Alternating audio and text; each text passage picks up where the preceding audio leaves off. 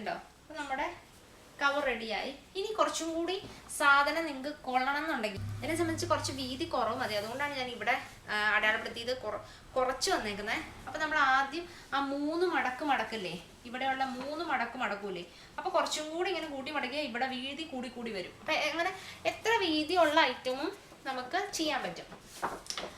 അപ്പോൾ കവർ റെഡിയായി. ഇനി നമ്മൾ ചെയ്യേണ്ട കാര്യം എന്ന് പറഞ്ഞാൽ സ്റ്റിക്കറാണ്. അപ്പോൾ നമ്മൾ ഈ വൈറ്റ് കാണുന്ന കണ്ടോ, അത് കട്ട് ചെയ്ത് കളയുവാണ്. പിന്നെ ഈ അവരൊരു ലൈൻ ഇട്ടിട്ടുണ്ട്, ഇവിടെയും ഉണ്ട് ഇവിടെയും ഉണ്ട്. അപ്പോൾ അത് രണ്ടും കൂടി കട്ട് ചെയ്യണം. ഇനി ചില സ്ഥലത്ത് നമുക്കിത് കട്ട് ചെയ്ത് തരും കേട്ടോ അവർ.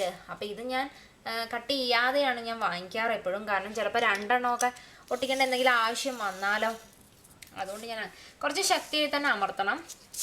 ആദ്യം തന്നെ അപ്പോൾ നമുക്ക് ഈ ബോർഡർ അങ്ങ് കളയണം. അതിന് ശേഷം വരച്ചാൽ മതി. കുറച്ച് ശക്തിയായിട്ട് ചെയ്യണം.